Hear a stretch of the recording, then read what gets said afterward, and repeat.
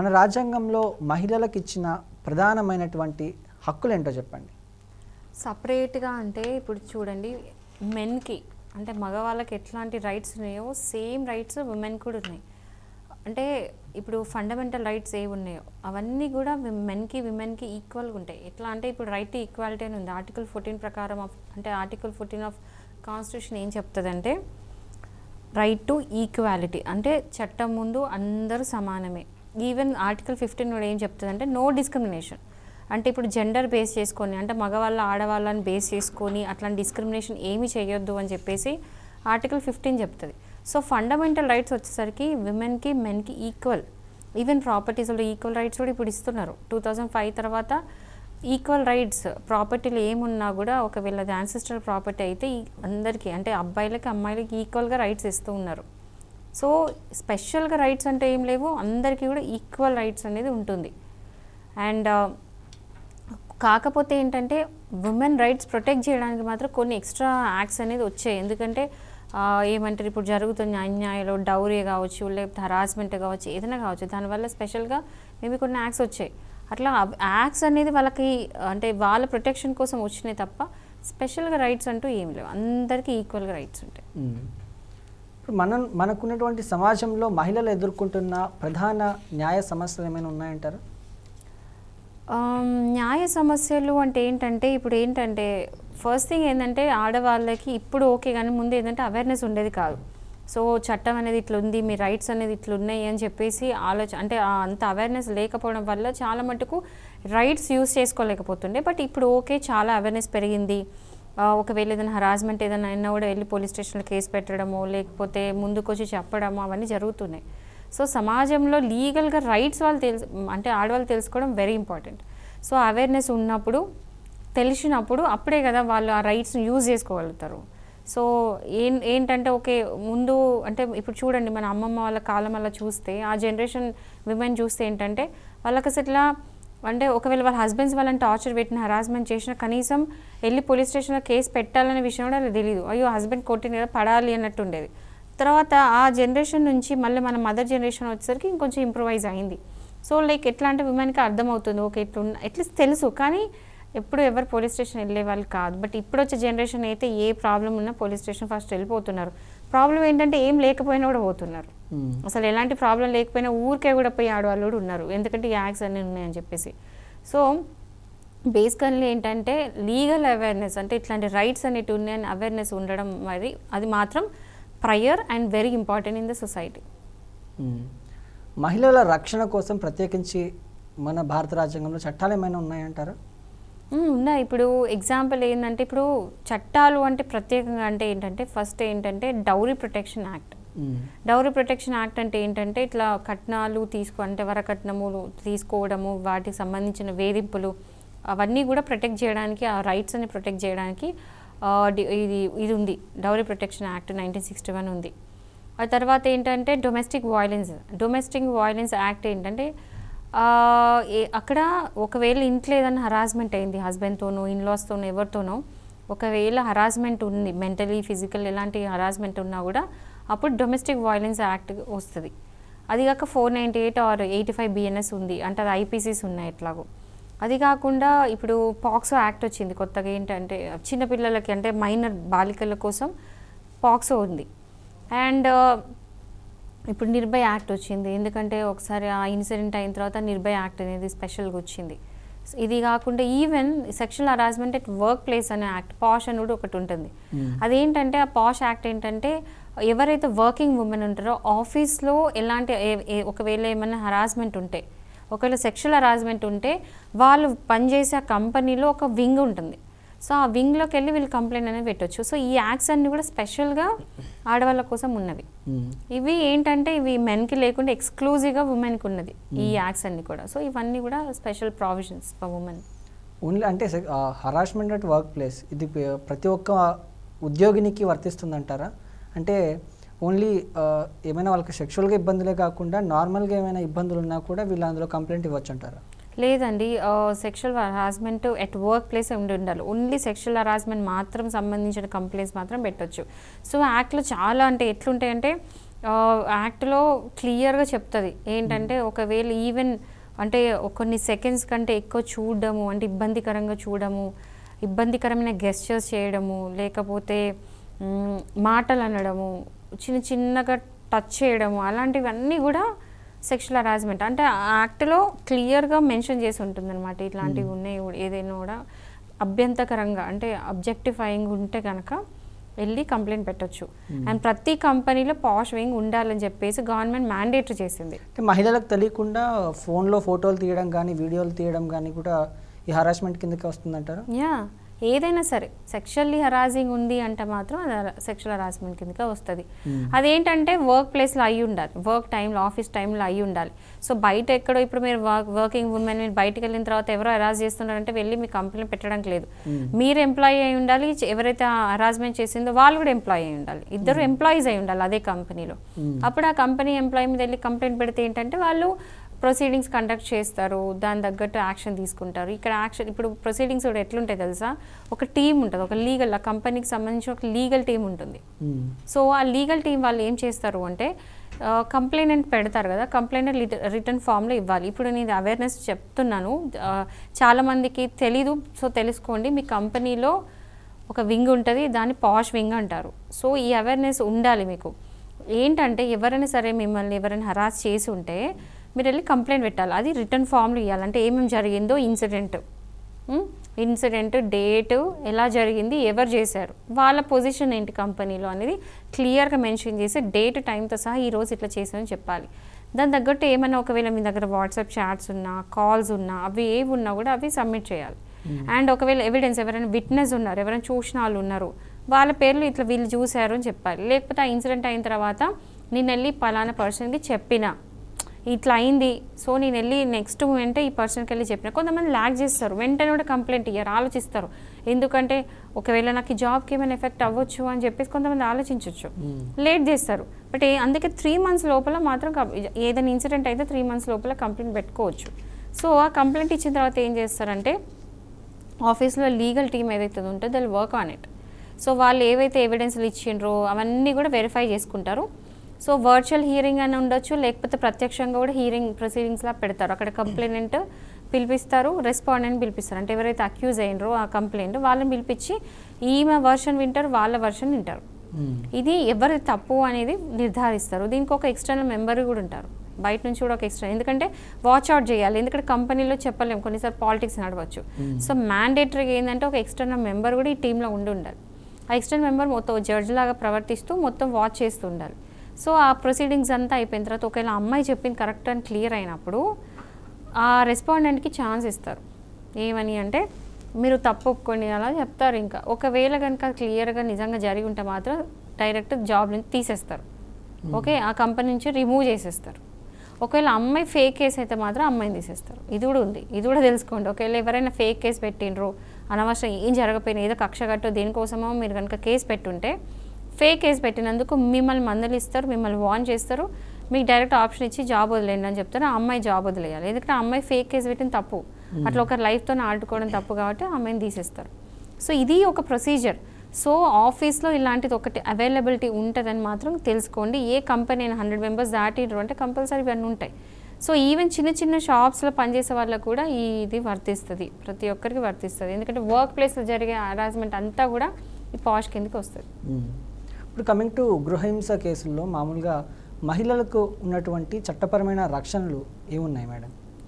గృహహింస కేసెస్ అంటే ఒకటే, ఇప్పుడు 498 అయితే తెలుసు, అదే సెక్షన్ 85 VNS అయితే అందరికీ తెలుసు. ఏంటంటే క్రియాలిటీ ఇంట్లో ఉంది, డొమెస్టిక్ వైలెన్స్ ఉంది, మిమ్మల్ని కొట్టిండ్రు, తిట్టిండ్రు, లేదా మెంటలీ హరాస్ చేసిండ్రు. అది నాట్ జస్ట్ ఒక హస్బెండే కాదు, మీ అత్త మామ ఎవరైనా సరే మిమ్మల్ని ఇంట్లో ఉన్న ప్లేస్లో హరాస్మెంట్ చేసిండ్రు అంటే ఇప్పుడు ఎట్లయితే నేను ఇంతకుముందు చెప్పాను సెక్షువల్ హరాస్మెంట్ వర్క్ ప్లేస్ ఎట్లా చెప్పినా సేమ్ ఇది కూడా అంతే. ఒకవేళ డొమెస్టిక్ అంటే ఏంటంటే గృహం, సో ఆ పరిధిలో ఆ ప్రెమైసెస్లో కనుక మీకు ఏదన్నా హరాస్మెంట్ అయింది, అది not just physically mentally sexually ఎలాంటి హరాస్మెంట్ అయినా కూడా మీరు కంప్లైంట్ పెట్టొచ్చు. సో ఆ కంప్లైంట్ ఏ విధంగా పెట్టొచ్చు అంటే ఈ డొమెస్టిక్ వైలెన్స్ యాక్ట్ అనేది వస్తుంది. అండ్ ఆల్సో ఈ సెక్షన్ 85 ఆఫ్ బిఎన్ఎస్ కూడా వస్తుంది ఐపీసీ కింద. సో దీనికి మీరు ఏం చేయాలి అంటే ఏదన్నా కనుక గృహహింస అయ్యి ఉంటే దానికి సంబంధించిన ఎవిడెన్స్ మొత్తం గ్యాదర్ చేసి పెట్టుకొని వెళ్ళి పోలీస్ స్టేషన్లో కంప్లైంట్ పెట్టండి. ఓకే, మనతో మాట్లాడేందుకు ఒక కాలర్ అయితే ఉన్నారు హైదరాబాద్ నుంచి సురేష్ గారు. సురేష్ గారు నమస్కారం అండి. సురేష్ గారు నమస్కారం.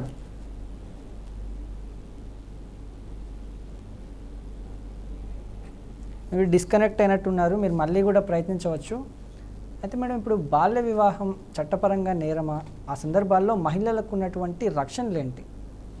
ఒకప్పుడు ఏంటంటే లైక్ అంటే 1960s 70s ఆ టైంలో ఏంటంటే చైల్డ్ మ్యారేజెస్ చాలా అయ్యేవి. చైల్డ్ మ్యారేజెస్ అంటే ఒక 5, 6, 7 years అని కాదు, 18 years బిలో ఉన్న ఎవరైనా కనుక పెళ్లి చేసుకుంటే చైల్డ్ మ్యారేజ్ అవుతుంది. సో ఆ టైంలో ఏంటంటే మనం కూడా వింటూ ఉంటాం, మన అమ్మమ్మలు నానమ్మలు ఏంటంటే నాకు 7 yearsకి పెళ్ళయింది, 8 yearsకి పెళ్ళయింది అని చెప్తూ ఉంటారు, వినుంటాం ఆ స్టోరీస్. సో ఆ టైంలో ఏంటంటే ఆ ఏజ్లో పెళ్లి చేసి పంపించేవాళ్ళు. బట్ ఆ ఏజ్ ఏంటంటే పెళ్ళికి తట్టుకునే అంత ఫిజికల్ ఫిట్నెస్ ఉండదు. అండ్ ఆల్సో వీళ్ళు ఏంటంటే ఒక ఏజ్ గ్యాప్ ఉండేది. ఇప్పుడు అమ్మాయి 8 years అంటే అబ్బాయి 25 years 30 years ఉండేవాడు. సో ఈ అమ్మాయి పెద్ద టైంకి అతను చనిపోయేటోడు కూడా. సో ఇలాంటివి ఉండే కాబట్టి చైల్డ్ మ్యారేజెస్ అబాలిషన్ జరిగింది. సో దానికి ఏంటంటే prohibition of child marriage act అనేది ఒకటి వచ్చింది.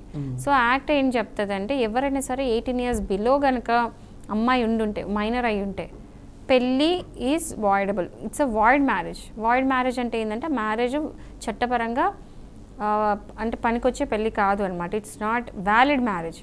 సో దానికి ఏం చేయొచ్చు అంటే ఒకవేళ మైనర్ పెళ్ళి అయి ఉంటే మాత్రం అమ్మాయి వెళ్ళి ఏమంటారు పోలీస్ కేసు పెట్టవచ్చు, కోర్టు కూడా వెళ్ళి డైరెక్ట్ యాన్యులేషన్ ఆఫ్ మ్యారేజ్ అడగచ్చు. యాన్యులేషన్ ఆఫ్ మ్యారేజ్ ఏంటంటే కోర్టు ఆ మ్యారేజ్ని డిజాల్వ్ చేసేస్తుంది, అంటే పెళ్ళిని క్యాన్సిల్ చేసేస్తుంది అనమాట. అంటే ఎందుకంటే 18 years బిలో అయింది కాబట్టి, 18 years ఏజ్ కంటే ముందు అయింది కాబట్టి మైనర్ పెళ్ళి కాబట్టి అది prohibition of child marriage act కింద అది ఇన్వాలిడ్ మ్యారేజ్.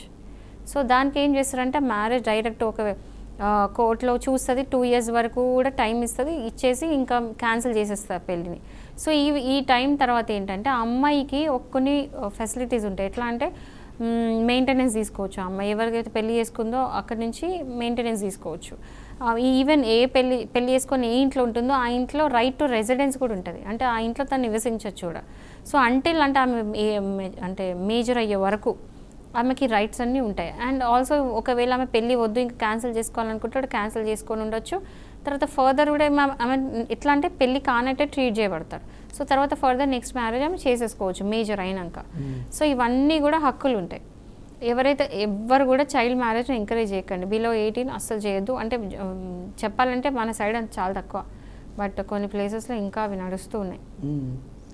రీసెంట్గా ఒకరు వచ్చి నాకు చెప్పడం జరిగింది, అతను ఒక రైల్వే ఎంప్లాయీ, బట్ ఆమెకు 35 years ఉండొచ్చు, 2 పిల్లలు కూడా ఉన్నారు, అంటే 2 10th class ఏదో చదువుతున్నారంట.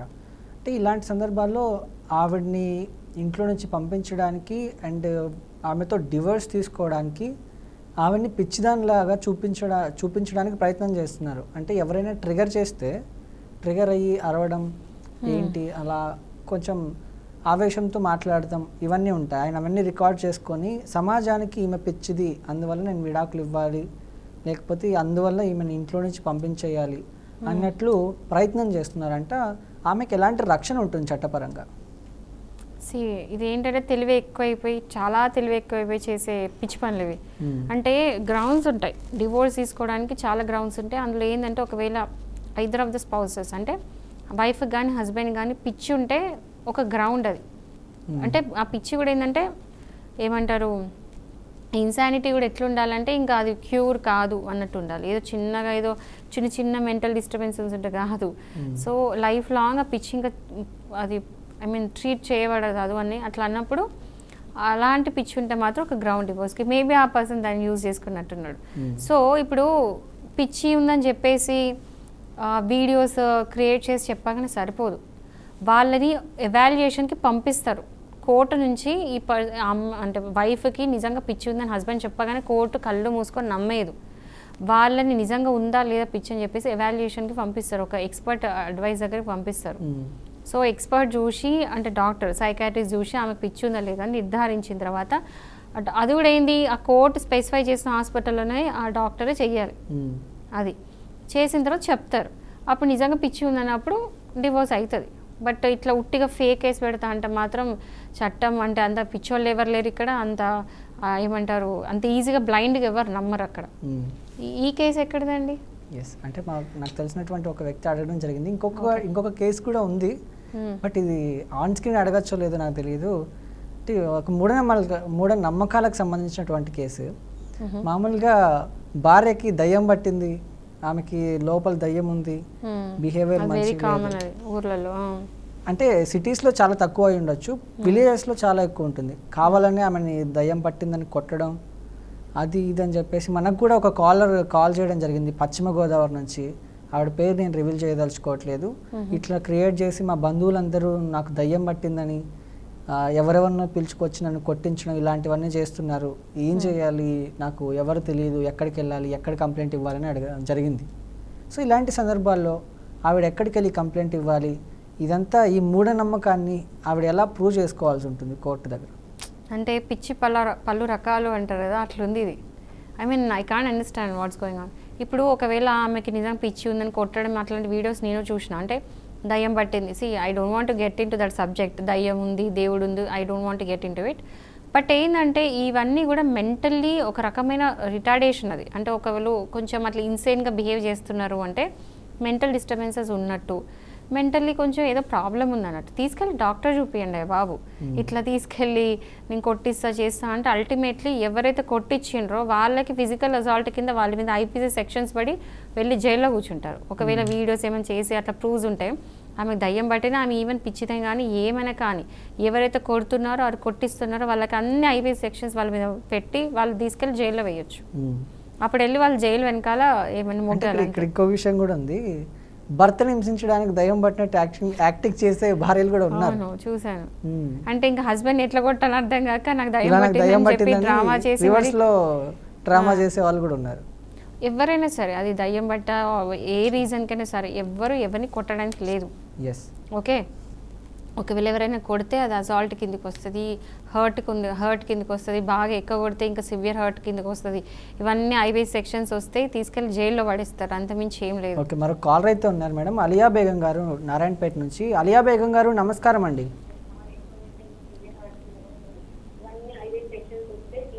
అలియా బేగం గారు మీరు టీవీ చూస్తున్నట్లున్నారు, టీవీ సౌండ్ మ్యూట్లో పెట్టండి, లేకపోతే టీవీకి దూరంగా వచ్చి మాట్లాడండి.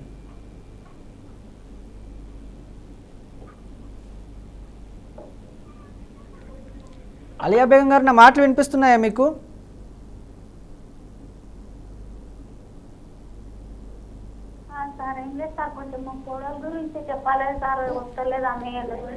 చెప్పండి అమ్మా, మీరు టీవీ చూస్తున్నారు, టీవీ సౌండ్ మ్యూట్ లో పెట్టండి, లేకపోతే ఎస్ చెప్పండి అమ్మా. అదే సార్ సంవత్సరం అవుతుంది వస్తలేదు సార్, పాప పుట్టిందా మేము కోడలికి. మీ ప్రాబ్లం ఏంటి నాకు క్లియర్గా చెప్పండి, అంటే ఫస్ట్ నుంచి ఏం జరిగిందో చెప్పండి, మొదటి నుంచి చెప్పండి. మీరు టీవీ చూస్తున్నారమ్మా, టీవీ సౌండ్ మ్యూట్లో పెట్టండి.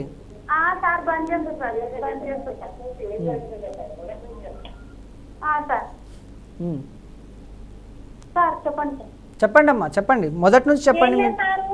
ఇది మన రేవంత్ రెడ్డి సార్ ఎక్కింది కదా సీఎం సార్, అప్పుడు మ్యారేజ్ అయింది ఆమెది, పాప పుట్టింది సార్. 2 సంవత్సరాలు, ఇప్పుడు సంవత్సరాలు అవుతుంది ఆమె వస్తలేదు సార్. వస్తలేకుంటే ఆమె ప్రెగ్నెంట్ ఉంటే డెలివరీకి పోయింది సార్ మమ్మీ వాళ్ళ ఇంటికి. మీరు వాళ్ళ అత్తగారా మీరు మాట్లాడేది? అవును సార్. అయితే డెలివరీకి పోయింది ఆమె. డెలివరీకి పోయినాక డెలివరీ అయినాక బాగానే ఉండే ఆమె.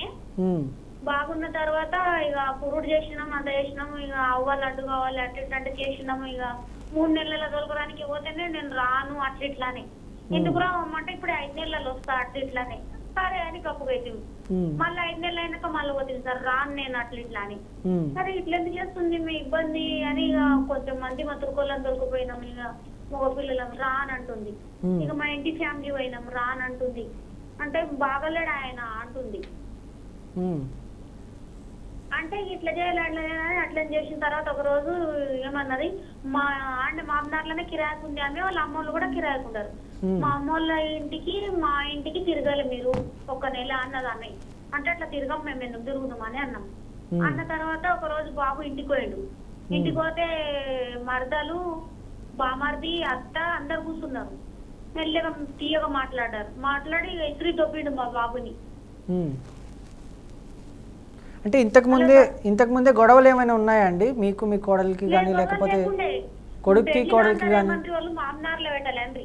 సరే అంటే సరే అని మామనార్లో పెడితే ఆమె డెలివరీకి పోయి ఇంటికి రాకపోయి 9 నెలల దగ్గర ఆండే మేము కిరాయి కట్టుకొని తల్లి కొడుకుల ఆండి ఉంటుంది సార్. రాకపోయి డెలివరీ అయినాక ఎందుకు ఇట్లా రావంటే టైం పడుతుంది అంటే ఓ రోజు ఇంటికి పోయాడు బాబు. ఆ బాబుని కూడా తెచ్చి దొబ్బింది. తర్వాత నేను పోతా అన్నప్పుడు వీడియో తీసింది, కొట్టింది తీసిలేదు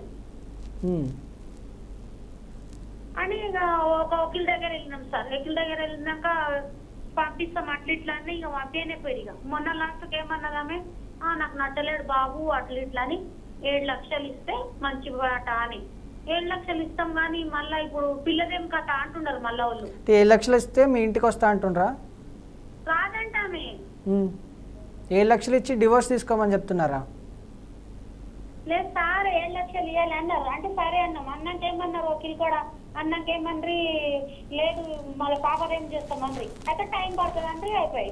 ఇట్లా టైం పడుతుంది అంటే సార్ ఆమె బాబు ఇది హిందీ పండితుండు, గురుకుల్లో కాలు చెప్తాడు మామనార్లా. కాదు, ఆమె సమస్య ఏంటండి? మీ ఇంటికి రావడానికి ఆమె సమస్య ఏంటని అడిగారా? అంత అడిగాం సారు. ఎంత ముస్లింలం పోయినాం, మొగళ్ళము, ఇంటి ఫ్యామిలీ పోయినాము, నేను రానంటుంది. ఏమంటే ఒక తప్పు జరిగింది సార్. ఏం తప్పు అంటే ఆమె డెలివరీ అయినప్పుడు ఏం చేసింది, పాపకు ఆరోగ్యం బాగాలేదని అడ్మిట్ అయినది హాస్పిటల్లో. అడ్మిట్ అయితే పోయిండు వచ్చిండు, నైట్ డ్యూటీ ఉన్నది బాబుది. ఇట్లా డబ్బులు కట్టాలి బాబుది, పాపకు దొరకపోవాలంటే సరే నేను ఉదయం వస్తా, నైట్ డ్యూటీ ఉన్నాడని చెప్పిండు బాబు.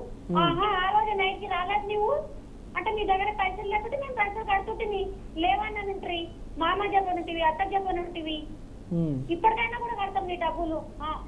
ఓళ్ళే కట్టుకున్నారు కదా సార్ ఫస్ట్ కానుకు, లేదు మేము కట్టాలి అండి. మేమన్నా కడుతుంది మాకు చెప్తే ఇప్పుడు కూడా కడతాం అన్నాం. లేదు నాకు బాగాలేడు పిల్లగాడు అంటుంది అన్ని. అంటే 7 లక్షలు కట్టాలి అన్నారు. 7 లక్షలు కడతాం కానీ మళ్ళీ పాపదేమని టైం పడుతుంది అంటే ఇట్లనే. 7 లక్షలు దేనికండి? 7 లక్షలు ఆమె కాపురానికి రావడానికా లేకపోతే విడాకులు తీసుకోవడానికా? ఏమాది కుల్ల చెప్పారు సార్. ఇట్లా వకీల్ దగ్గర వాళ్ళు చెప్పుకుంటారు, మాకు చూపించి చెప్పారు. ఇప్పుడు వేరే దగ్గర చెప్తారు. బాబు ఏమంటాడు, నా ముందర చెప్తే బాగా ఆమె నాకు పెళ్ళం కావాలి పిల్ల కావాలి అంటున్నాడు. ఎట్లా చేయాలి సార్? చూడండి ఇప్పుడు మీరు మీ కోడలు రావాలి అని అనుకుంటున్నారు కదా. అయితే మీరు ఒక పని చేయండి, అంటే మీరు కేసు వేయగలిగితే కనుక రెస్టిట్యూషన్ ఆఫ్ కాంజుగల్ రైట్స్ అని ఒకటి ఉంటుంది. సో జనరల్ ఇప్పుడు మీ ముస్లిమ్స్ కదండి మీరు? సో ముస్లిమ్స్ కాబట్టి మీకు ఏంటంటే సెక్షన్ 9 అని ఒకటి ఉంటుంది, అది సిపిసి ప్రకారం వేయాల్సి ఉంటుంది. సో ఒక వకీల్ని కలిసి చెప్పండి ఇట్లా మరి ఇంటికి రమ్మని చెప్పేసి నోటీసులు పంపించమని చెప్పి. ఇప్పుడు మేడం పోయి వకీల్ కాడ పెట్టినాం, వచ్చిన రోజు పిలిపిస్తే ఇట్లా ఒప్పుకున్న రోజు పైసలు ఆడికే ఏమంటలేరు. ఇప్పుడు ఇదేంటంటే వకీల్ని కలవంగానే సరిపోదు, కోర్టులో కేసు కూడా వేయాలి. అట్లంటారా మేడం? లేకుంటే ఏమంటారు, కొంతమంది బాబుది పెళ్లి చేయండి అంటారు, లేదంటున్నా ఈమెది మొత్తం అయినాక చేతమని కప్పుకుంటాం మేడం.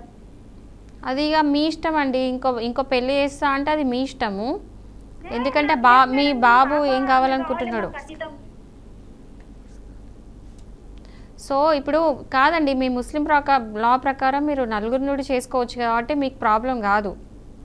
సో చూడండి, ఒకవేళ మీ బాబుకి ఇష్టము అయితే 2వ పెళ్లి చేయండి.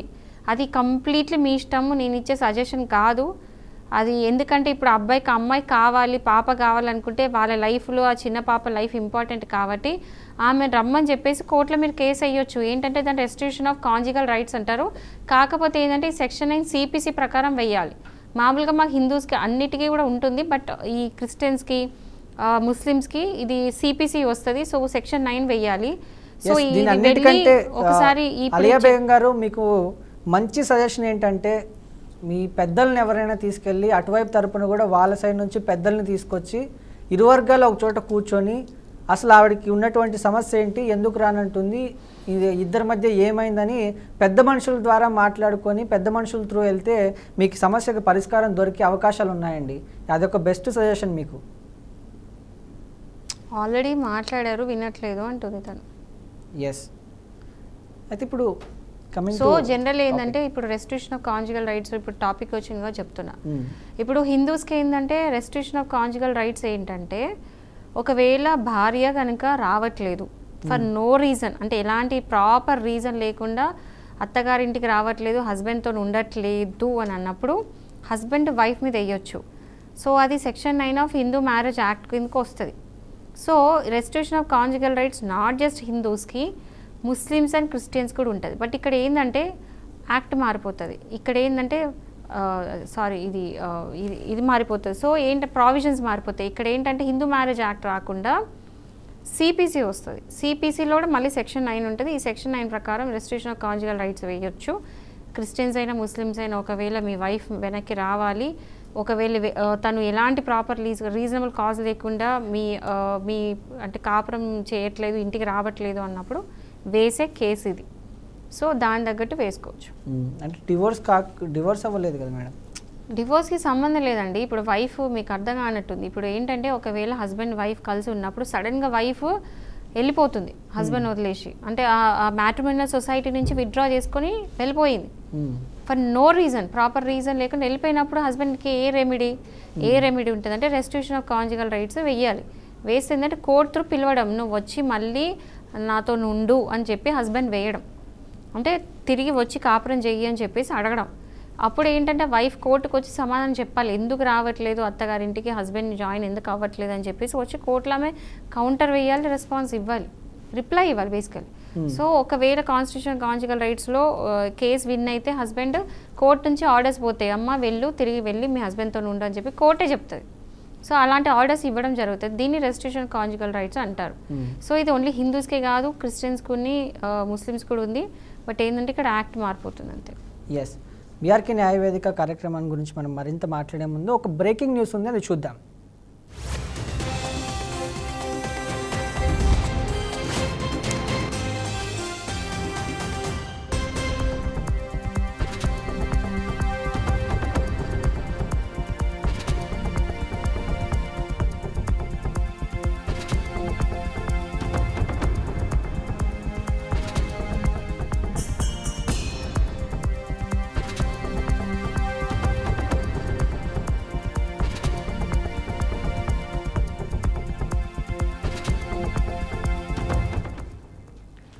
ఇక బ్రేకింగ్ న్యూస్ చూస్తున్నాం. నెల్లూరు రూరల్ ఎమ్మెల్యే కోటంరెడ్డి శ్రీధర్ రెడ్డి హత్యకు భారీ కుట్ర జరిగినట్లు సమాచారం. ప్రస్తుతం నెల్లూరులో ఓ వీడియో వైరల్గా మారింది.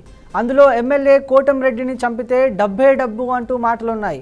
ఆయన్ను చంపేందుకు 5 రౌడీ షీటర్లు మాస్టర్ ప్లాన్ వేసినట్టు తెలుస్తోంది. జగదీష్, మహేష్, వినీత్ హత్యా ప్రణాళిక చర్చిస్తున్నట్లు ఆ వీడియోలో ఉంది. రౌడీ షీటర్ శ్రీకాంత్కు జగదీష్ ముఖ్య అనుచరుడుగా ఎస్పీ కృష్ణకాంత్ చెప్పారు. వీడియోపై విచారణ జరుపుతున్నామని చెప్పారు.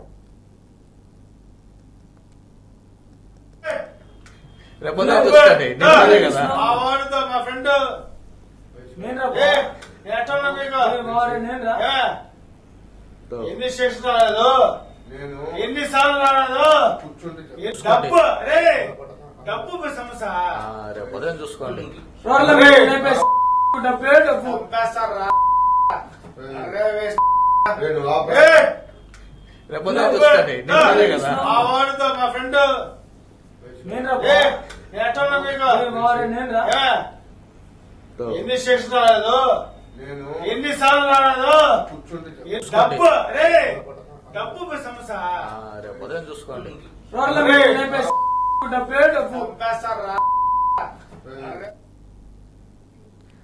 ఇదే అంశానికి సంబంధించినటువంటి మరింత సమాచారం మా ప్రతినిధి సాగర్ అందిస్తారు. సాగర్,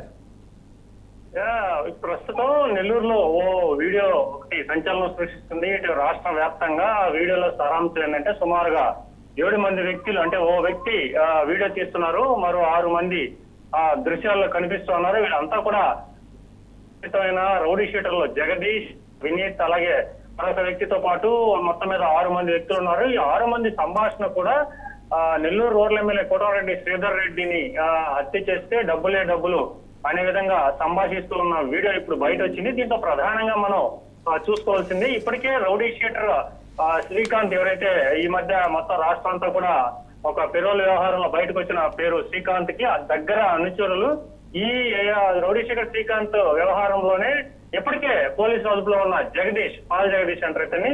ఈ జగదీష్ ఇప్పటికే గత వారం రోజులుగా పోలీసు అదుపులో ఉన్నారు ఓ గంజాయి కేసులో. ఇతను ప్రధానంగా శ్రీకాంత్ అనుచరులు మరికొంతమంది మాట్లాడుకుంటున్న ఈ మాటల్లో ఇది ఎప్పుడు తీసిందంటే సుమారుగా ఒక వారం క్రితంకి, అంటే వారం ముందే, అంటే అంతకుముందు బయట ఉన్నాడు జగదీష్. ఇప్పుడు పోలీసులు అదుపులో, అదే పోలీసులో అరెస్ట్ చేసిన తర్వాత రిమాండ్ ఖైదీగా ఉన్నారు కాబట్టి, అంటే ఇది గత 10 రోజుల ముందు తీసినట్టు తెలుస్తోంది. దీంట్లో ప్రధానంగా ఇప్పుడు మొత్తం కూడా ఏదైతే రూరల్ ఎమ్మెల్యే కోటమిరెడ్డి శ్రీధర్ని చంపేస్తే డబ్బులే డబ్బులు అన్న మాటలు దుమారం రేపుతున్నాయి. అంటే అధికార పార్టీకి చెందిన 3 సార్లు ఎమ్మెల్యేగా ఎన్నికైన ఒక ప్రజాప్రతినిధిగా ప్రజల్లో ఉండే కోటమిరెడ్డి శ్రీధర్ రెడ్డిని ఎవరు చంపాలని చూస్తున్నారు, అసలు ఇది ఎంతవరకు నిజం, ఎందుకు చంపాలనుకుంటున్నారు, దీని వెనక ఎవరున్నారనే విషయాలు పోలీసులు బయట పెట్టవలసి ఉంటుంది. దీంట్లో ప్రధానంగా మరొక విషయం కూడా చెప్పవచ్చు. నిన్న రాష్ట్ర డీజీపీ హరీష్ కుమార్ గుప్తా ప్రత్యేకించి నెల్లూరు జిల్లా ఎస్పీతో కూడా కొంతసేపు మాట్లాడినట్టు అత్యంత విశ్వసనీయ సమాచారం మనకు తెలుస్తుంది. దీనికి ప్రధాన కారణం నిడుగుంట అరుణ ఎవరైతే లేడీ టాను ఉందో కస్టడీలో ఉంది. అలాగే శ్రీకాంత్ ఇప్పటికే వైజాగ్ తరలించారు. నెల్లూరు జిల్లా కేంద్ర కారాగారం నుండి జీవిత ఖైదీగా ఉన్న వీరి వ్యవహారం గురించి ఏదైనా మాట్లాడుండొచ్చు, వీరి నేర సామ్రాజ్యం గురించి మాట్లాడుండొచ్చు అని కొంత అనుమానం ఉన్నది. కానీ ఇప్పుడు మనకి ఈ ఘటన జరిగిన తర్వాత, ఈ వీడియో విషయం బయట తెలిసిన తర్వాత పోలీసు వారికి దీని మీద ముందే సమాచారం ఉంది. గత 2 రోజుల క్రితమే నెల్లూరు జిల్లా ఎస్పీకి ఈ విషయం తెలిసినట్టు, దీనికి సంబంధించి వాళ్ళు ఇప్పటికే దర్యాప్తు కూడా చేపట్టినట్టు తెలుస్తుంది. దీనికి సంబంధించి మరి కాసేపట్లో నెల్లూరు రూరల్ ఎమ్మెల్యే మీడియా సమావేశం కూడా నిర్వహించనున్నా. ఇప్పటికే ఆయన్ని ఎవరి మీదైనా అనుమానం ఉందా, లేకుంటే ఎవరు దీన్ని తీసుండొచ్చు, ఎవరు దీన్ని చేస్తుండొచ్చు అని చెప్పి అడిగినప్పటికీ ఆయన ఇంకా మీడియా ముందుకు రాలేదు. అంటే ఏదైనా అనుమానం ఉందా అనేది తెలియాల్సి ఉంది.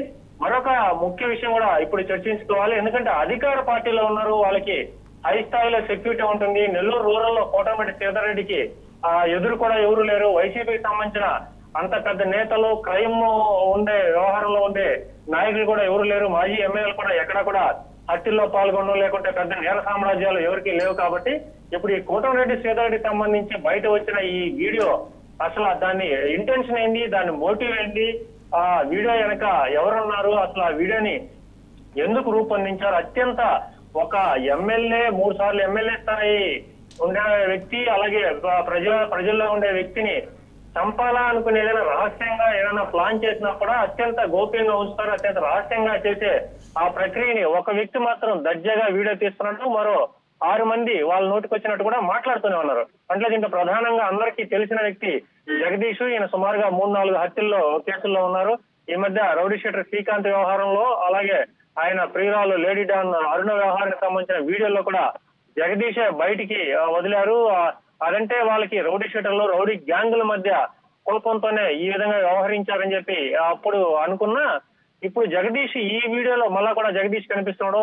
ప్రతి నేరానికి కూడా జగదీష్ తో లింకు కలిగి ఉండడంతో ఇప్పుడు ఇదంతా కూడా పెద్ద ఎత్తున చర్చకి దారితీస్తుంది. ముఖ్యంగా కూడా కూటమి ప్రభుత్వం ఏర్పడి ఇప్పటికే 1.4 నెలలుగా వస్తుంది. సుమారుగా 1.4 నెలలు వచ్చిన తర్వాత కూడా ఎంతసేపు ఏదైనా ఒక విషయం బయట వచ్చినప్పుడు, ఒక నేరం జరగబోయినప్పుడు వైసీపీ అనే పేరు వస్తుంది తప్ప 1.5 సంవత్సరం నుంచి కూటమి ప్రభుత్వం ఏం చేస్తుంది, వైసీపీ పక్కన పెట్టి తాము అధికారంలోకి వచ్చిన తర్వాత ఈ నేర సామ్రాజ్యాన్ని ఎందుకు కూకటవేలతో కూడా ప్రకటించలేదు. సుమారుగా నెల్లూరులో గత 6 నెలల కాలంలో, 6 నెలల నుంచి 8 నెలల కాలంలో 10 నుంచి 15 హత్యలు అన్ని కూడా పబ్లిక్ లో జరిగాయి. ఒక అనవసరంగా చిన్న కారణాలతోనే కత్తులు తీసుకుని పొట్టలు కోసేసి అతి కిరాతకంగా చంపిన అనేక హత్యలు కూడా నెల్లూరులో జరిగాయి. సో ఇన్ని జరుగుతున్నా కూడా పోలీసులు ఎందుకు కంట్రోల్ చేయలేకపోయారు? లా అండ్ ఆర్డర్ గట్టి తప్పిందా, లేకుంటే అసలు హోంశాఖ దీని మీద ఎందుకు సీరియస్ యాక్షన్ తీసుకోలేదు? ఇవన్నీ కూడా క్వశ్చన్ మార్క్ నిలిచే అంశాలు. వీటితో కూడా ప్రధానంగా కూడా ఏదైతే శ్రీకాంత్ పెరోల్ వ్యవహారంతోనే మొత్తం తీగలాగితే డొంకలాగినట్టు మొత్తం వ్యవహారం అంతా ఇప్పుడు బయట వచ్చింది. సాక్షాత్తు నారా చంద్రబాబు నాయుడు బయట వచ్చి మాట్లాడాల్సి వచ్చింది. సో పెరోల్ వ్యవహారం, ఇటు 2 ఎస్పీలు, ఒక జాయింట్ హోమ్ సెక్రటరీ సంబంధించిన జాయింట్ సెక్రటరీ కావచ్చు, అలాగే జైలు శాఖ అధికారి కావచ్చు, వీళ్ళంతా కూడా వద్దన్న తర్వాత పేరు మోసిన రౌడీ షీటర్ కి పెరోల్ ఎలా వచ్చింది? హోంశాఖలో దీనికి సంబంధించి ఎవరు దాని అంతా వెనకన్నారు? సో లేడీ డాన్ అరుణ ద్వారానే పెరోల్ వచ్చింది శ్రీకాంత్ అని చెప్పి బయట అందరూ చెప్తున్నా కూడా అదంతా ఆషామాషి వ్యవహారం కాదు. కోట్ల రూపాయలు చేతులు మారాయని చెప్పి అనేక రూమర్స్ ఉన్నాయి. సుమారు 3 కోట్ల రూపాయలు చేతులు మారాయి. ఆ 3 కోట్ల రూపాయలు ఎవరికి వెళ్ళాయి? హోంమంత్రి కూడా సంతకం పెట్టింది పెరోల్ వ్యవహారంలో 2 ప్రజాప్రతినిధులు అంటే ఎమ్మెల్యేలు సొంత లెటర్లు ఇచ్చినప్పటికీ రెఫరెన్స్ లెటర్లు, ఆ 2 రెఫరెన్స్ లెటర్లు కూడా 2 రిజెక్ట్ అయ్యాయి. అనంతరం కూడా రిజెక్ట్ అయిన తర్వాత 15 రోజుల తర్వాత శ్రీకాంత్ పెరోల్ లభించింది. సో శ్రీకాంత్ ఇప్పటికే సుమారు 20 నుంచి 25 హత్య కేసుల్లో ఇండైరెక్ట్ గా పాల్గొనని చెప్పి రూమర్స్ ఉన్నాయి. ప్రధానంగా కూడా ఒక నేర సామ్రాజ్యం సుమారు 200 మంది పైన రౌడీ షీటర్లు కావచ్చు, రౌడీ గ్యాంగులు కావచ్చు, 2-3 జిల్లాల్లో నడిపిన శ్రీకాంత్ ఇక్కడ నెల్లూరు నయ్యంగులు కూడా పేరుగాంచాడు. సో ఇంత పెద్ద నెట్వర్క్ నడుస్తున్నా కూడా కూటమి ప్రభుత్వం అధికారంలోకి వచ్చిన తర్వాత ఎందుకు లైట్ తీసుకుంది? ఇప్పుడు ఏదైతే పెరోల్ వ్యవహారం బయట వచ్చిందో అప్పుడు మాత్రమే హడావిడి చేసి ఇప్పుడు పోలీస్ కస్టడీలో కూడా అరుణ 2 రోజు నుంచి పోలీస్ కస్టడీలో ఉంది. ఈ రోజు కీలకంగా ఏఎస్పీ స్థాయి అలాగే డిఎస్పీ ఆమెను విచారిస్తున్నారు. ఆమె వీడియోలో ఎటువంటి నిజాలు బయట వస్తాయి, శ్రీకాంత్ కి, జగదీష్ కి, మిగతా వారికి ఎటువంటి సంబంధం? ఈ క్రమంలోనే గవర్నమెంట్ ని మొత్తం కదిపేసి గవర్నమెంట్ ని కుదిపేసిన ఈ వ్యవహారంలో ఇప్పుడు రూరల్ ఎమ్మెల్యే కోటమిరెడ్డి శ్రీధర్ని చంపితే డబ్బులే అనే వ్యవహారం బయట అవడంతో అంటే గత వ్యవహారాలన్నీ వాటికి వీటికి ఏమైనా లింక్ ఉన్నాయా, లేదంటే ఆ ట్రాన్స్పరెన్సీని ఆ వ్యవహారాలను తగ్గించేందుకు ఏమైనా మరో రకంగా ఇలాంటివి ఏమైనా జరుగుతున్నాయా, ఇవన్నీ కూడా తెలియాల్సి ఉంది. పోలీసులు అయితే ప్రస్తుతానికైతే నోరు మెదపడం లేదు. మరి కాసేపట్లో కోటమిరెడ్డి శ్రీధర్ రెడ్డి మీడియా ముందుకు వచ్చిన తర్వాత ఆయన ఏం చెప్తారు, ఎవరి మీద అనుమానం ఉన్నాయో తెలియాల్సి ఉంది. అలాగే ఇవన్నీ కూడా కాకుండా ఒకవేళ రౌడీ షీటర్లు ఆ కోటమిరెడ్డి శ్రీధర్ రెడ్డి మీద ఏదైనా ప్లాన్ చేస్తే వాళ్ళకి కోట్ల రూపాయలు ఎవరిస్తారు? అసలు అంత అవసరం ఎందుకుంది? అసలు అంత అవసరం ఎవరికి ఉంది? కోటమిరెడ్డి శ్రీధర్ రెడ్డిని అంతమందించాలని అవసరం ఎవరికి ఉంది? ఆయన రాజకీయంగా ఇప్పటికే హ్యాట్రిక్ ఎమ్మెల్యే 3 సార్లు గెలిచి ఉన్నారు. సో ఇలాంటి క్రమంలో రూరల్ లో వైసీపీకి సంబంధించిన ఇన్ఛార్జి కావచ్చు, లేదంటే మిగతా వాళ్ళు కావచ్చు, ఆన విజయ్ కుమార్ ఉన్నారు, వాళ్ళంతా కూడా నేరపూరితమైన లేదంటే నేర సామ్రాజ్యాలకి వాళ్ళంతా దూరం, పెద్ద నేరాలు లేదంటే గత చరిత్ర చూస్తుంటే అట్లాంటి ఏంటి ఏం లేవు. సో ఇలాంటి క్రమంలో అసలు ఈ వ్యవహారానికి కీలకమైంది. సో దీన్ని కూడా ఆచితూచి బయట పెట్టే అవకాశం ఉంది ఈ అధికారులు కూడా. ఎందుకంటే ఈ వ్యవహారం అతి సున్నితమైంది. ఏదైనా కూడా చెప్పాలంటే కూడా 1-2 సార్లు ఆలోచించుకోవాల్సి ఉంటుంది. సో మొత్తం మీద ఇలాంటి వ్యవహారంలో ఎటువంటి ఇటు పోలీసులు కావచ్చు, లేదంటే ఇటు అధికారులు కావచ్చు, సో ఇవన్నీ చూడాలి. ప్రస్తుతం అయితే ఈ వీడియో మొత్తం మీద వైరల్ అయితే అవుతుంది. ఈ వీడియో వైరల్ అవుతుంది కాబట్టి దీని మీద పోలీసులు స్పందించవలసి ఉంటుంది, లేదంటే నెల్లూరు రూరల్ ఎమ్మెల్యే కూడా స్పందించవలసి ఉంటుందో ఆ విషయాన్ని బయట వస్తే తప్ప ఇప్పుడు మనం దాని మీద పూర్తిగా కూడా చెప్పే అవకాశం తక్కువ. సో చూడాలి మొత్తం మీద ఈ వీడియో వెనక అసలు ఏం మోటివ్ ఉంది, ఇంటెన్షన్ ఏముంది. కానీ ఇప్పటికే ఈ వీడియోలో ఉన్న ప్రధాన రౌడీ షీటర్ జగదీష్ పోలీసులు ఇప్పటికే ఆయన అరెస్ట్ చేసి గంజాయి కేసులో రిమాండ్ ఖైదీగా ఉన్నారు కాబట్టి ఇవన్నీ కూడా తెలియాల్సిన పరిస్థితి ఉంది. Brahmam updates. Yes Sagar, thank you for the updates.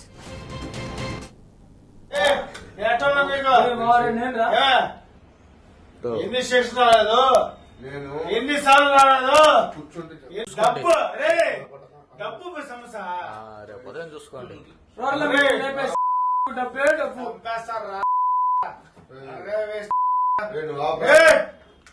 రేపు ఉదయం చూసుకోండి.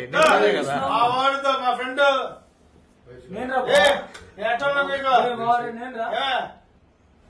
ఎన్ని station. Nellore rural MLA Kotamreddy Sridhar Reddy హత్యకు భారీ కుట్ర జరుగుతున్నట్లు సమాచారం. ప్రస్తుతం నెల్లూరులో ఓ వీడియో వైరల్గా మారింది. అందులో ఎమ్మెల్యే కోటంరెడ్డిని చంపితే డబ్బు అంటూ మాటలున్నాయి.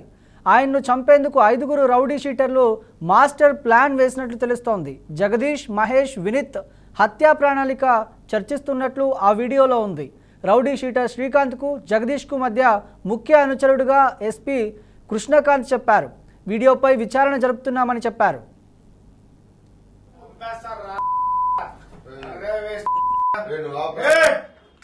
రేపు ఉదయం చూసుకోండి. కదా ఆ వాడితో మా ఫ్రెండ్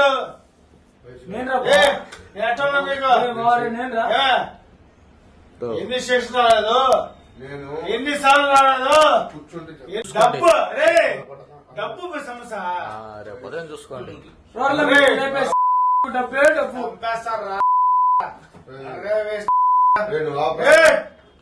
రేపు ఉదయం చూసుకోండి. కదా ఆ వాడితో మా ఫ్రెండ్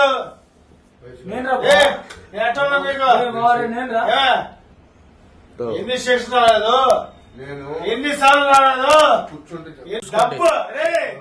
డబ్బు సమస్య రేపు ఉదయం చూసుకోండి.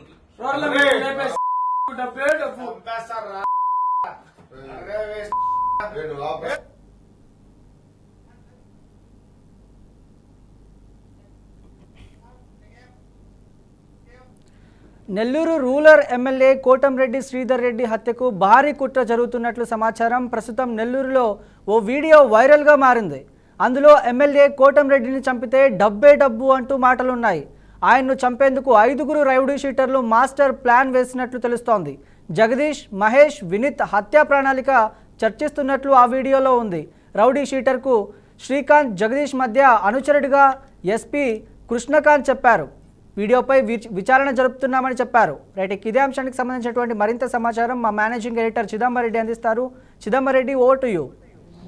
బ్రహ్మం, ఈ వీడియో కొన్ని అనుమానాలని మరికొన్ని ప్రశ్నల్ని క్రియేట్ చేస్తుంది అనేది చాలా క్లియర్గా చెప్పొచ్చు. ఎందుకంటే ఈ మధ్యకాలంలో నెల్లూరు జిల్లా అన్నది మామూలుగా వార్తల్లో ఉంటే అందులో ముఖ్యంగా ఏదైతే శ్రీకాంత్కి సంబంధించిన పేరోల్ వ్యవహారం అన్నది తెలుసు. ఆంధ్రప్రదేశ్ రాష్ట్ర వ్యాప్తంగా కూడా అదొక సంచలనంగా మారింది, ప్రకంపనలు కూడా సృష్టించింది. ఎందుకంటే పేరోల్ని ఇవ్వమని సజెస్ట్ చేసింది. ఇప్పుడు ఏదైతే ఏ వీడియోలో అయితే ఎవరైతే చంపాలని వీళ్ళందరూ భావిస్తున్నారో కోటంరెడ్డి శ్రీధర్ రెడ్డి ఇచ్చిన పేరోల్కి సంబంధించిన అప్లికేషన్ లేకపోతే ఆయన చేసిన అభ్యర్థన మేరకే, ఎందుకంటే ఈయనతో పాటు గూడూరు ఎమ్మెల్యే ఇద్దరు కలిసి ఇచ్చిన లెటర్ బేస్డ్గానే ఆ రోజు అతనికి పేరోల్ వచ్చిందని తెలుసు. ఆ తర్వాత పేరోల్ క్యాన్సిల్ అవ్వడానికి కారణం కూడా అక్కడున్న పరిస్థితులు కానివ్వండి, అరుణతో ఆయన సన్నిహితంగా ఉన్న వీడియోస్, అంతేకాకుండా శ్రీకాంత్కి సంబంధించిన మరికొన్ని వివరాలు, ఇవన్నీ అంటే తను కొద్దిగా ఒక హార్డ్ కోర్ క్రిమినల్గా ప్రతి ఒక్కరు భావించారు కాబట్టి ఆ కారణంగానే ఆయనకి పేరోల్ ఇవ్వడం కరెక్ట్ అయిన భావన కాదు అని చెప్పడం కానివ్వండి, హోమ్ మినిస్టర్ కూడా దీంట్లో ఇన్వాల్వ్ అవ్వడం, ఇవన్నీ మనం చూస్తూ వచ్చాం. కానీ ప్రస్తుతం ఉన్న పరిస్థితుల్లో ఆ వీడియో క్రియేట్ చేస్తున్న అనుమానాలు ఏంటంటే అసలు ఈ వీడియో ఎప్పటిది?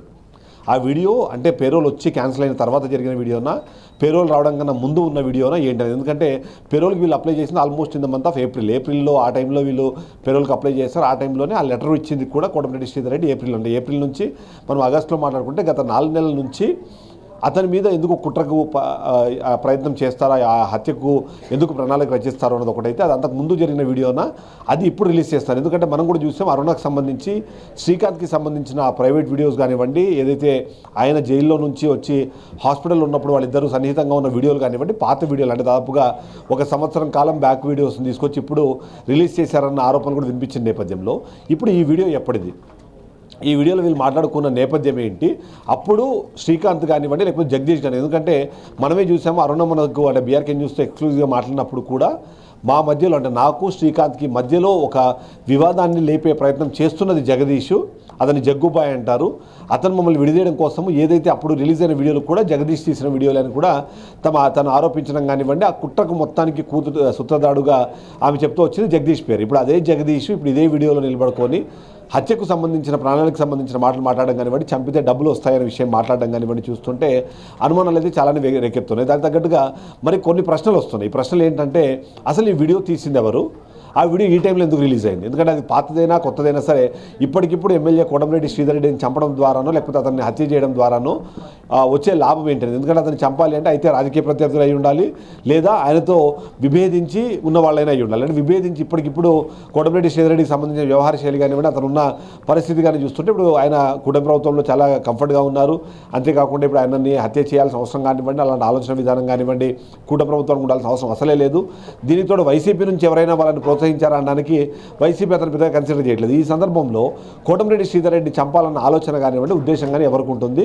ఆ ఉద్దేశానికి అనుగుణంగా ఒకవేళ జగదీష్ కానివ్వండి, అతనికి సంబంధించిన సహచర రౌడీ షీటర్లు ఒకవేళ చంపాలని ప్రయత్నం చేసినా ఆలోచించినా సరే దానికి బేస్ అయితే ఒకటి కనిపించట్లేదు. సో ఇది కేవలము తాగిన నేపథ్యంలో తాగిన సందర్భంలో అక్కడ వాళ్ళు మాట్లాడుకున్న మాటలను, అందులో ముఖ్యంగా కోటంరెడ్డి శ్రీధర్ రెడ్డికి సంబంధించిన హత్యకు సంబంధించిన మాటలు ఉన్నాయి కాబట్టి అవి ఈ టైంలో రిలీజ్ చేయడం ద్వారా అతన్ని ఏమన్నా డిస్కనెక్ట్ చేసే ప్రయత్నం చేస్తాం. ఎందుకంటే శ్రీకాంత్ అరుణకు సంబంధించి చూసినప్పుడు అరుణ చాలా క్లియర్గా చెప్పింది, కోటంరెడ్డి శ్రీధర్ రెడ్డికి సంబంధించి శ్రీకాంత్కి సంబంధించి ఒకవేళ వాళ్ళిద్దరు ఉన్న పరిచయం కానివ్వండి, స్నేహం కానీ చూస్తే అంటే అంతగా ప్రేమిస్తున్న అరుణకి కేవలం 50% మాత్రమే గౌరవం ఇస్తున్నట్టు, ప్రేమిస్తున్నట్టు, మిగిలిన 50% కోటంరెడ్డి శ్రీధర్ అంటేనే తనకి ఇష్టం అన్నట్టుగా కూడా తను చెప్పే ప్రయత్నం. సో శ్రీకాంత్ కోటంరెడ్డి శ్రీధర్ రెడ్డిని ఇప్పుడు చంపాల్సిన అవసరం కానివ్వండి, హత్య చేయాలని ఆలోచన కానివ్వండి, అది ఇప్పుడు కానివ్వండి గతంలో కానీ అసలు చేసే అవకాశం ఉందా అన్నది ఒక కీలకమైన ప్రశ్న. ఆల్మోస్ట్ 14-15 నెలల నుంచి ఇప్పుడు కూట ప్రభుత్వం వచ్చింది. ఆ వచ్చిన తర్వాత ఆయనకి పేరోల్ వచ్చింది.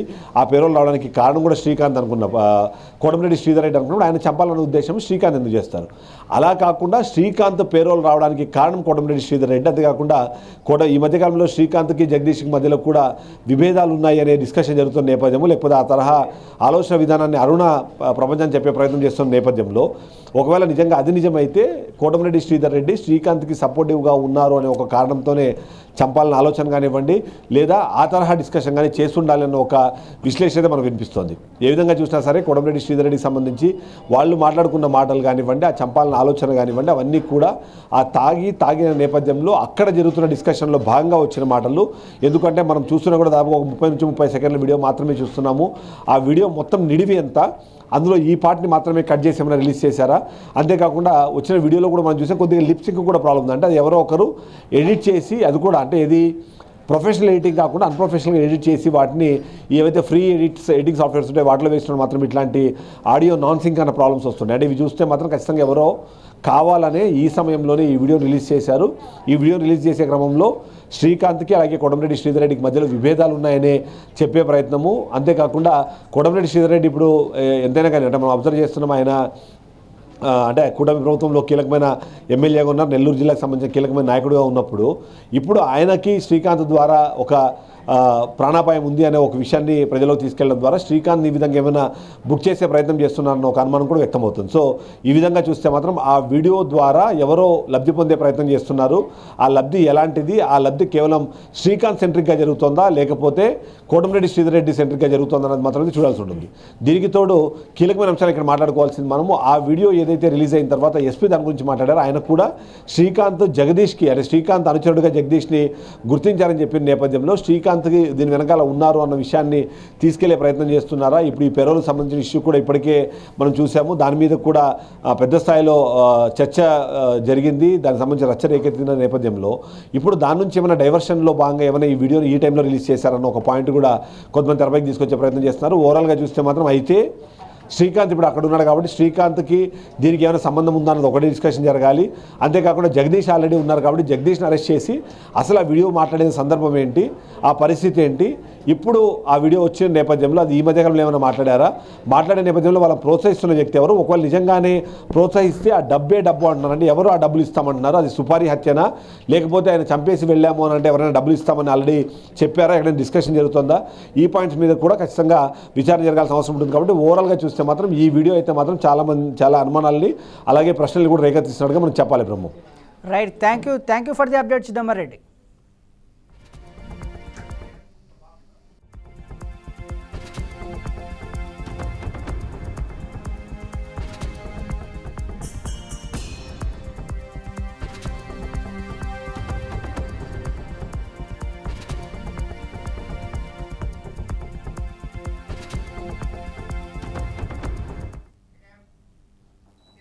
ఎస్, ఇప్పటిదాకా చూసాం మేడం, బ్రేకింగ్ న్యూస్ చూడడం జరిగింది. మీరు చెప్పండి, యాజ్ అడ్వకేట్గా ఇలాంటి ఒక హత్యకు భారీ కుట్ర జరిగింది అనే కోణం అయితే మనకు కనిపిస్తుంది. ఇందులో ఎలాంటి సెక్షన్స్ యాడ్ అయ్యే అవకాశాలు ఉన్నాయి? ఇది ఫస్ట్ ఏంటంటే ఎస్పీ పరిధిలోకి వెళ్ళింది, ఆయన ఇన్వెస్టిగేషన్ స్టార్ట్ చేసిండ్రు. ఇన్వెస్టిగేషన్లో కనుక ఇప్పుడు జెన్యున్ వీడియో అంటే వాళ్ళు చెకింగ్ ఉంటుంది వాళ్ళది. సో అవి ఆ టెస్టింగ్ పంపించిన తర్వాత జెన్యున్ వీడియో ఇప్పుడు సార్ అంటే చిదంబరెడ్డి గారు మాట్లాడినట్టు ఒకవేళ లిప్సింక్ అవంతా కూడా ప్రాబ్లం ఉంది అని అంటున్నారు కాబట్టి ఒకవేళ అదంతా కూడా జెన్యున్ వీడియో అని తెలిసి ప్రూవ్ అయినాడు, ఇదంతా కూడా క్రిమినల్ కాన్స్పిరసీ కిందకి వస్తుంది. So section 61 of BNS act కింద ఏంటంటే క్రిమినల్ కాన్స్పిరసీ అంటే ఏంటంటే ఒక 2-3 నలుగురు అంటే 2 కంటే ఎక్కువ కలిసి గ్రూప్ అయ్యి ఏదైనా మర్డర్ ప్లాన్ చేయడము ఆర్ ఏదైనా క్రిమినల్ యాక్టివిటీ ప్లాన్ చేయడం క్రిమినల్ కాన్స్పిరసీ అంటారు. సో సెక్షన్ 61 అవ్వచ్చు. ఒకవేళ కనుక నిజంగా కూడా ఇది ఇన్సిడెంట్ అంతా కూడా ప్రూవ్ అయ్యి ఒకవేళ మర్డర్కి కనుక ప్లాన్ చేస్తే అబెట్మెంట్ టు మర్డర్ కూడా అవుతుంది, section 109 of BNS act. So అది అబెట్మెంట్ ఆఫ్ మర్డర్ కూడా కావచ్చు. సో ఈ సెక్షన్స్ అనేది వస్తుంది. అది ఎప్పుడు అంటే ఇన్వెస్టిగేషన్లో ఆ వీడియో అంతా జెన్యున్ అండ్ నిజంగా వాళ్ళు ప్లాన్ చేసినట్టు తెలిసినాడు.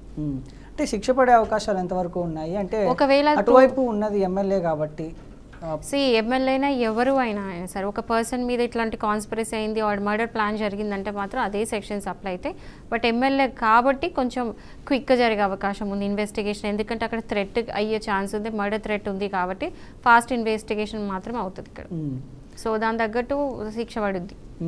అంటే కొంతమంది పేర్లు అయితే వినిపిస్తున్నాయి, ప్రత్యేకించి శ్రీకాంత్, జగదీష్ అని చెప్పేసి. ఇలాంటి అంటే A1 A2 A3 ఇట్లా నిందితులకి ఇస్తూ ఉంటారు. A1గా A2గా A3గా ఇట్లా చేరుస్తుంటారు కదా, మరి ఇందులో కూడా అలా చేర్చే అవకాశాలు ఉన్నాయి. ఎట్లా అంటే అక్యూజ్డ్ ఎట్లా చేస్తూ ఉంటారు అంటే ఫస్ట్ దీని మూల సూత్రధారి ఎవరు వాళ్ళంతా కూడా A1కి పోతారు, మిగతా సపోర్ట్ చేసిన వాళ్ళందరూ A2 A3 అంటే వాళ్ళు చేసే అఫెన్స్, వాళ్ళు ప్లాన్ చేసిన అఫెన్స్ బట్టి దాన్ని బట్టి ఆ హైరార్కీ ప్రకారం A1 A2 అంటారు. సో మెయిన్ సూత్రధారి మాత్రం A1 అవుతారు.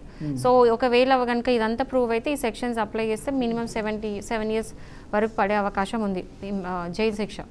Okay, thank you madam, thank you so much. So చూసారుగా బ్రేకింగ్ న్యూస్ ప్లస్ న్యాయవేదిక. సో ఇది ఈనాటి న్యాయవేదిక ఎపిసోడ్. మళ్ళీ వచ్చే ఎపిసోడ్లో మళ్ళీ కలుసుకుందాం. అంతవరకు చూస్తూనే ఉండండి BRK న్యూస్, తెలుగోడి సత్తా.